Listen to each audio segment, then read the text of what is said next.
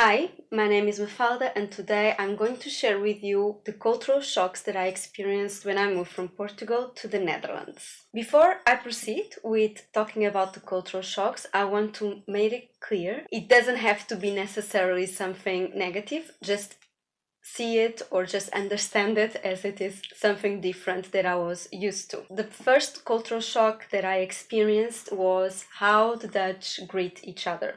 The first time that I experienced this was back in 2014 when I moved from Portugal to Maastricht, a city in the south of the Netherlands, and this was during my exchange program. So I arrived, I went to the house, and I was just about to meet the girl from who I would rent the bedroom. We've been exchanging text messages and we made some video calls, so I was a little bit familiar with her, but it was the first time that we were meeting each other in person. And she opens the door and I'm just about to greet her with 2 kisses on the cheeks. That's what we usually do in Portugal. And yes, I was making the movement to give the kiss on the cheek. She makes a step back and she extends her hand to do a handshake instead. And I saw the look in her face. She was thinking, what the hell are you doing? So I was very embarrassed with that moment. That was a very good wake-up call right in the first day that I arrived to the Netherlands. And in the Netherlands, even when they know each other a little bit, either they do a handshake or a hug. In Portugal, we always do when it is informal, we always do the 2 kisses in the cheeks. Even when we are meeting someone for the first time, a friend of a friend, for example, we do the 2 kisses on the cheeks. But here, only when you are very close to someone and very familiar to someone, and when it's a family member, then you give the 3 kisses. Then the second cultural shock that I experienced was also in 2014. We were invited to an event that would start at 8 o'clock. 8 o'clock is usually the time that people have dinner in Portugal. So we immediately assumed some food will be served. So we did not have dinner, but as soon as we arrived to the event, we realized that no food was being served, only drinks. Everyone had already their dinners and now it's party time. And the only food that was available were peanuts at the bar. So the next time that we were invited to events, after the Dutch dinner time, which is around 6, we knew that we should have already had dinner. Another shock, also a little bit related with the daily time schedule that the Dutch have, is that the restaurants close quite early. At 9:30 p.m. it's quite difficult to find restaurants that their kitchen is still open.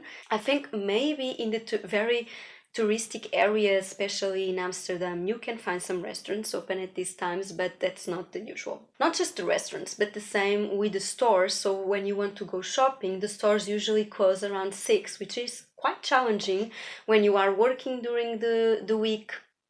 I think only on Thursdays the shops open until later. I think around 9 p.m. they are open. But yes, during the rest of the week, either you do shopping online or if you want to go to the stores, either have to wait until Thursdays or until the weekends. Another cultural shock was how the Dutch celebrate the New Year's. I was again in Maastricht in 2014. We were transitioning to 2015 and I was celebrating with 2 friends of mine. They were both Portuguese. In Portugal, it's only the firework of the municipality that is allowed. So we had no idea how the Dutch celebrated, or we had no idea that the Dutch celebrated in a different way than we do.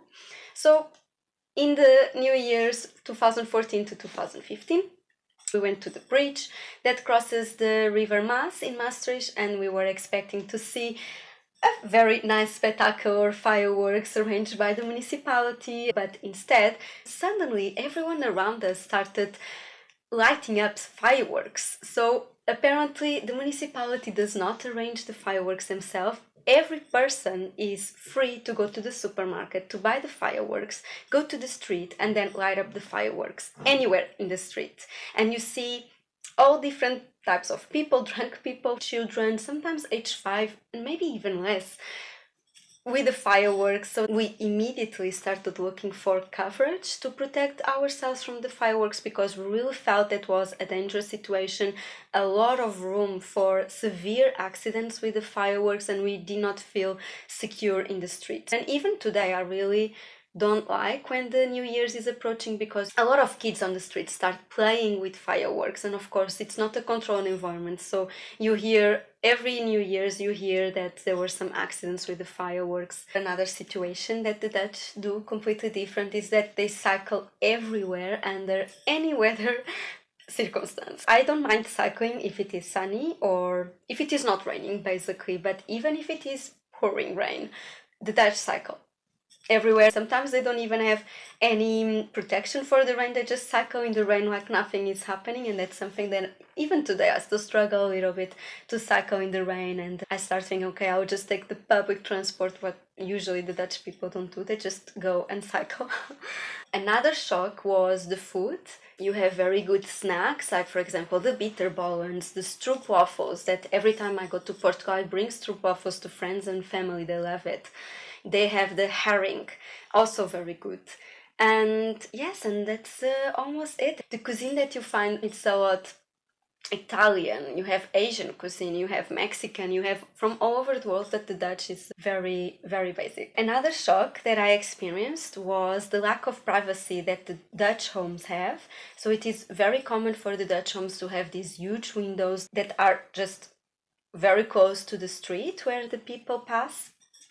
The Dutch people, they do not put curtains or they do not put anything to close a little bit the windows or to give more privacy. So it's very common when you are walking on the street, you look to your side and you are looking directly into the Dutch home. So you see the kitchen, you see the living room, you see the bedroom sometimes, and you see the people just doing their own business inside of their houses. But it's very weird that you can see everything, and the Dutch people don't seem to mind the lack of privacy. They don't seem to mind that a lot of people are just passing through, looking to their homes.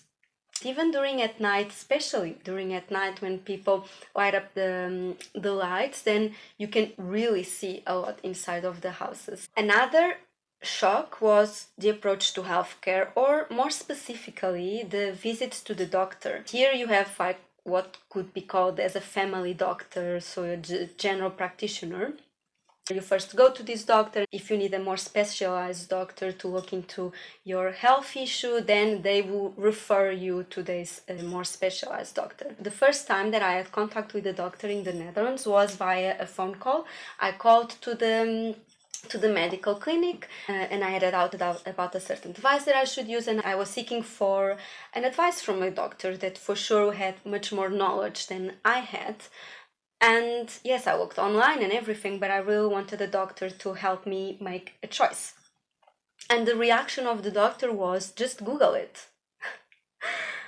I was shocked because I called, obviously, because I'm looking for medical advice. And it was the first time I ever heard a doctor saying, just Google it. Usually the doctors say, don't Google it, because you will find all different types of issues and it will amplify your anxiety or your worriness about the issue.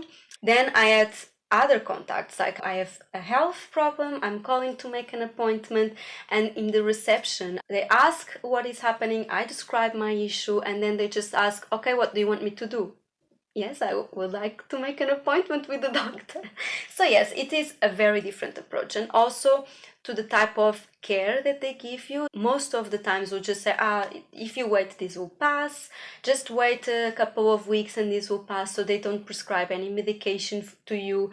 And you will see a lot of the expats just complaining, saying, oh, they only prescribe paracetamol, it's the only medicine that they know. The other shock that I experienced, and I think almost everyone mentions this, is the Dutch directness. I actually really like the Dutch directness.